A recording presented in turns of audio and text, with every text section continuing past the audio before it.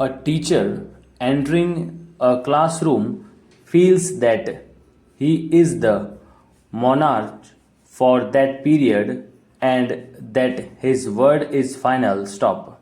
But experience has proved otherwise, and very often he feels more like an undesired interloper forcing his way into enemy territory stop.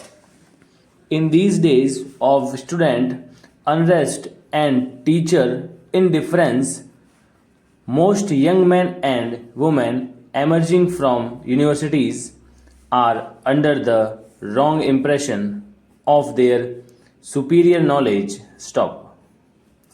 They do not realize that a postgraduate degree with research qualifications is not sufficient strength to face 100 young students and more especially to convince them that as a teacher he has something useful to convey to them. Stop.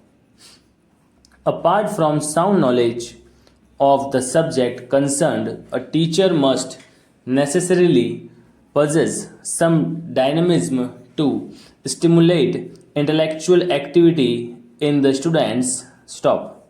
Just as an engineer or a carpenter cannot work without his tools, in spite of possessing the necessary knowledge, no teacher can achieve his task assigned by merely carrying a duster and chalk piece to the classroom along with fund of his knowledge. Stop.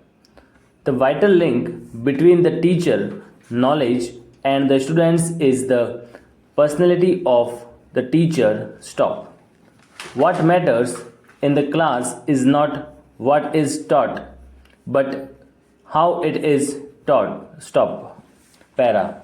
A teacher who merely talks at the students without making an attempt to talk to them is failing in his mission of imparting knowledge. Stop. The students have to be inspired by the teacher to participate in the classroom activities. Stop. Otherwise, teaching becomes a one way communication without any guarantee of reception and absorption, leave alone assimilation. Stop. Study of books is a linguistic and feeble activity, and that generates unnecessary heat, whereas discussion teaches and exercise at the same time. Para. Students learn much more from a teacher who is friendly and pleasant and who encourages them to participate actively in the classroom rather than from a more learned teacher who is unapproachable. Stop.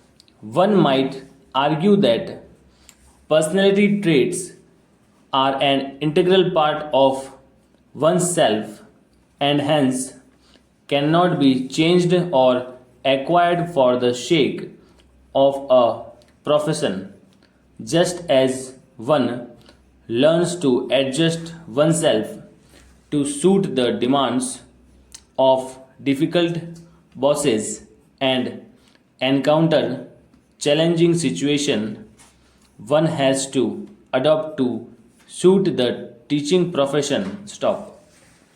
A teacher who is pleasant and well mannered casts a spell on his students' behavior in and outside the classroom.